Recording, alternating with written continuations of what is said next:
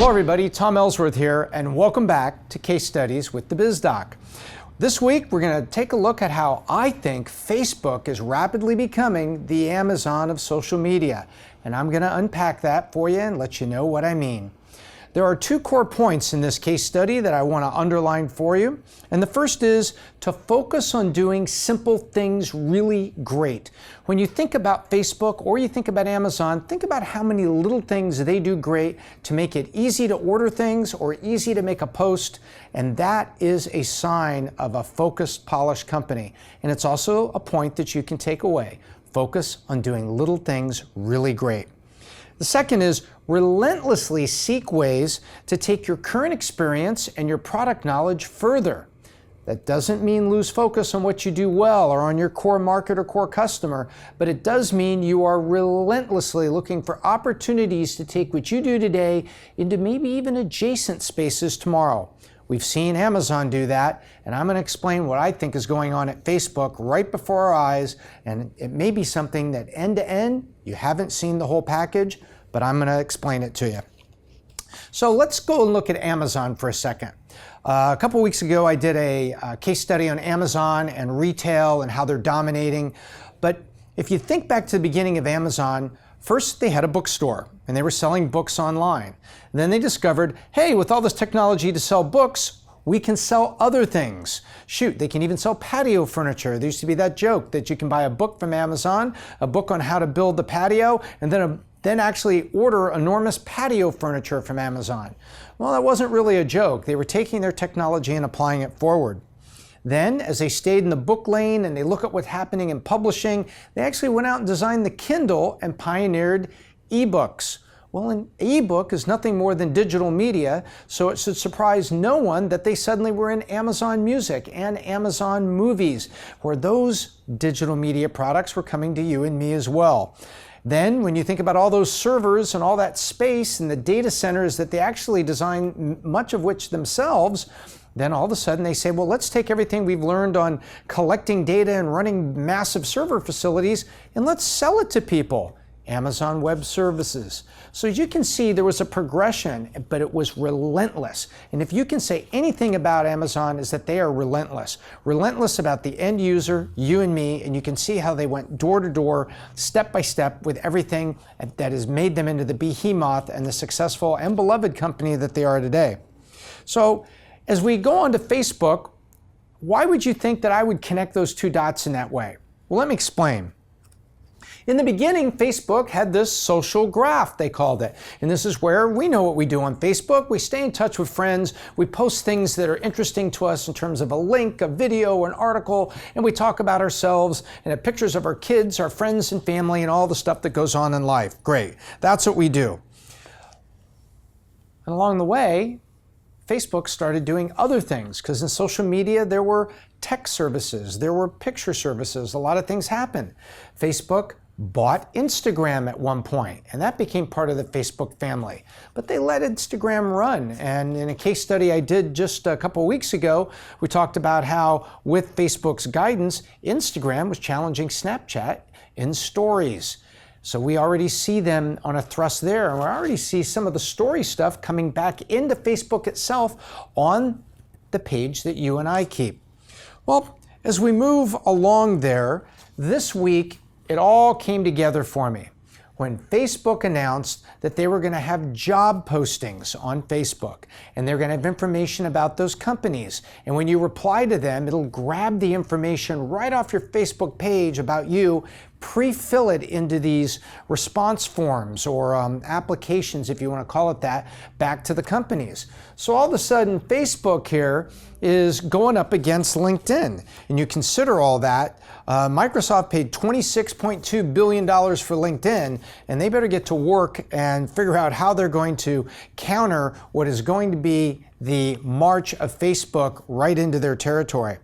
You know, one of the things I look at is, LinkedIn has only about 106 million monthly active users going back to last quarter, the end of 16. During that same time, Facebook announced that they had 1.7 billion active users going back. Now let's take a look at that for a second. So Facebook 1.7 billion active users. Ladies and gentlemen, there's only 7 billion people on Earth, which means that 1 out of every 4 people on Earth have a Facebook page, or actually probably more than that have a Facebook page. That was the number that was actually visiting Facebook in terms of monthly active users in the previous quarter. So 1 out of 4 people on Earth visited Facebook last quarter. You know, you look at that and you say, damn, that's a lot of people. And LinkedIn at 106 million, 17 times smaller than Facebook. So now you think about if they start marching here and take all the information for you and me and start making it easy for us to respond to job ads that are here, that means they're taking aim at LinkedIn. Now, LinkedIn's got a lot of professional features, a lot of things going on, and Facebook's going to have to do more than just post jobs to strike fear into the heart of LinkedIn, especially with LinkedIn's got Microsoft and a lot of very smart people and a lot of strength behind it. But certainly things like Monster.com and these job sites now, there's big changes when all that Facebook can bring to bear, it's in there. And so I think that that when you step back at it and you look at this, it is a sign that Facebook is taking everything it's learned and going into an adjacent area, just like Amazon, which is why I say Facebook is quickly becoming the Amazon of social media. You know, there's another element that goes here, and I was thinking this week. You know, you take a look at companies that have Facebook pages. Well, some companies ask, why the hell do I have a Facebook page? For instance, a past CMO of Coca-Cola company said, I don't know why we have Facebook pages for some of our products.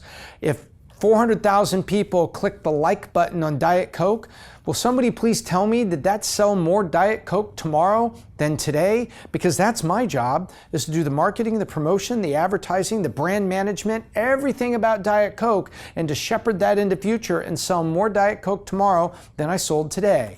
And to box out competitors that are trying to come take my Diet Coke market share. If you can do those things, Facebook, I'm interested. Well, I think that attitude maybe still exists because I looked some things up at the Diet Coke page to use an example here of how a company might take advantage of what Facebook is doing. And you know, on the Facebook page, the last post that Diet Coke, and this is Diet Coke with the blue check mark, the official page. The last post was January 29th and it got 329 likes. And there was no Valentine's message. And before that, the last post was back in December. And the last video was back on July 4th of last year, 2016. So on one hand, you can say that Diet Coke is completely whiffing on social media. On the other hand, you can say, well, why would they bother with it if it's not going to sell Diet Coke? However, if you think into the future and you think about maybe the page becomes a destination to see and understand not only the product Diet Coke, but all the people that are working on Diet Coke. And maybe more of that comes up as a means to share with someone why they might want to respond to a job to go work for the Coca-Cola company working on Diet Coke. So I thought this through and said, wow, I believe that a whole different experience can be coming to the corporate and the product page when you start adding the ability to put jobs and company information in there that Facebook is planning. It might incent companies to do more with that page than just put their commercials up that are already on TV, posting those on Facebook so you could watch commercials again. I mean, it's interesting video, but what's really the point? So how many times have you had someone tell you also, hey, I think I saw a job for you on LinkedIn? Well, that doesn't happen so often. Right? I haven't seen a lot of that. But what I have seen is people say, I think you'll like this news story, or I think you'll like this video. You're constantly sharing sharing things with people, can't even talk today, that you think would be interesting to them. Well, what if that now includes a job? So I think that there's a lot going on here with Facebook and jobs, a lot more than meets the eye. So when you step back a little bit more and say, well, what else has Facebook been doing? Who else are they messing with? Well, let's go to video. It's been over a year since there was this big announcement that Facebook video had passed YouTube in certain metrics. Well, that was a big deal because that meant that now Facebook was a destination for video where people could watch video.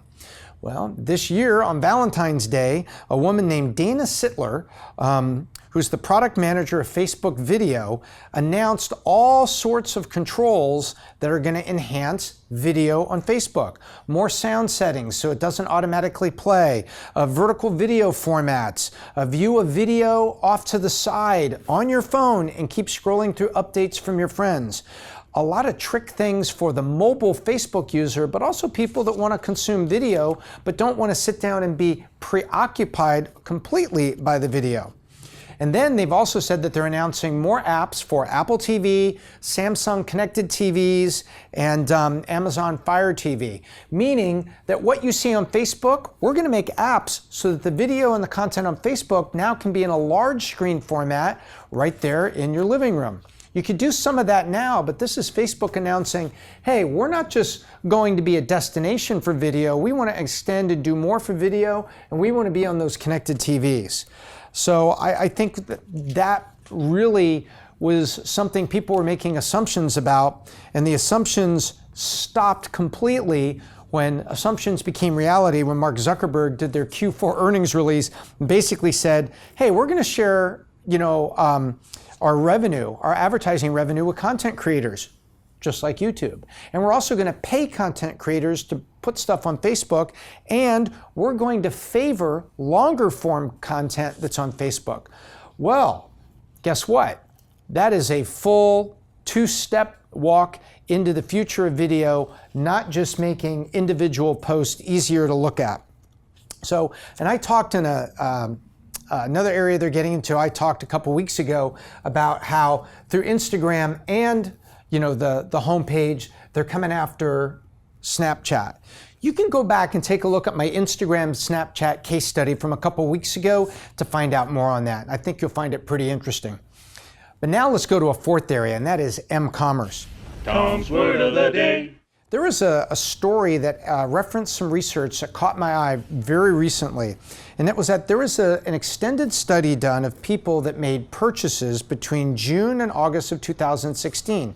Some of these were online purchases, some of these were retail purchases.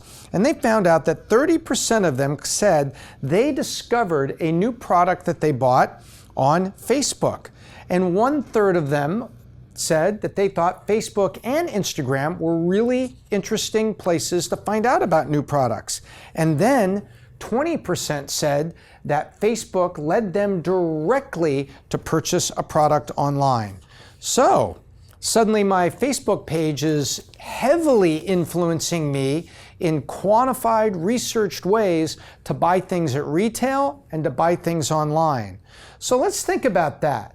So now on the Facebook pages, I may notice something for a product page where I see a different look into that company, complete with jobs and understanding the people that work there, making that kind of fun and exciting. I then am influenced to buy the product, and Facebook is charging more for the ads to the company that wants to sell those products.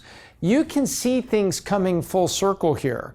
And how do you get me to sit there and watch more ads and discover more products and more interesting things? You put a whole bunch of video up there and long form to get me spending more time at the Facebook portal, not just checking up on what my friends are doing, but maybe watching some of the longer shows that my friends like and things that I've discovered too. So I think that as we move forward, we're seeing Facebook use its learnings from end to end and to move forward. And there you have it. After all of this, you can see why I think that Facebook is rapidly becoming the Amazon of social media. And they do two things, which are the points for this case study. They focus on doing simple things and make them really great, like being able to watch a video and have this and this happen, or the sound. They're agonizing in those things, and that's why you should agonize over your product. Do the simple things really great, and then relentlessly find ways to use your experience to push it into the future and to do even more. And that's what I think Amazon did, and that's what I know that Facebook is doing today. So we'll see you next time. I need the pillow, need the famous pillow. Until next time, please subscribe to Valuetainment, the best channel on the internet for content for entrepreneurs. Until next time, I'm Tom Ellsworth, and I hope I left you better than I found you.